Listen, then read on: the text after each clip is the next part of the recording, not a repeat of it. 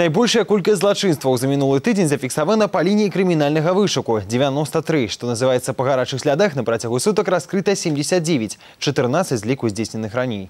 В праздничных мероприятиях приняло участие более 30 тысяч человек. На охрану общественного порядка были задействованы сотрудники милиции. Их было порядка 400. В местах проведения массовых мероприятий ни преступлений, ни происшествий допущено не было.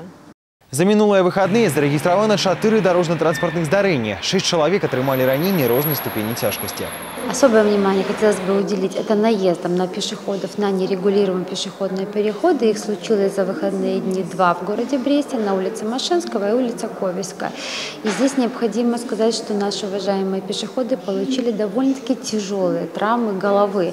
Толькі за 2 выхадныя дні на вадаёмах в области загинуло 6 человек. Основная причина – злоуживание алкогольными напоями. В качестве наиболее яркого примера можно преподнести, что на территории Березовского района 28 июля текущего года, примерно в 5 часов утра, мужчина, находящийся в состоянии алкогольного опьянения, на территории Березовского района пошел купаться на водоем. При этом у него на ноге была наложена фиксирующая гипсовая лангета, которая сковывает движение.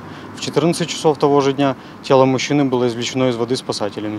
По всем фактам происшествий территориальными подразделениями Следственного комитета проводятся проверки.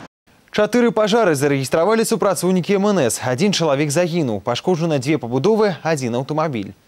В ночь на понедельник пожар произошел в квартире на 3-м этаже 9-этажного жилого дома по улице Костюшка в городе Пинске. Оперативно прибывшие работники МЧС обнаружили в квартире в комнате на кровати хозяина, которого вынесли и передали медикам.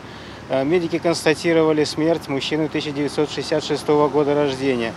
В ходе ликвидации чрезвычайных ситуаций потребовалась эвакуация 11 человек, в том числе 1 ребенка, из квартир, расположенных выше. Огнем повреждена отделка квартиры, имущества. По предварительной информации, причиной пожара могла стать неосторожность в обращении с огнем со стороны погибшего мужчины. Супрацоўнікамі брэсцкай мытні выявлена 124 административные правопарушэнні на мяжы.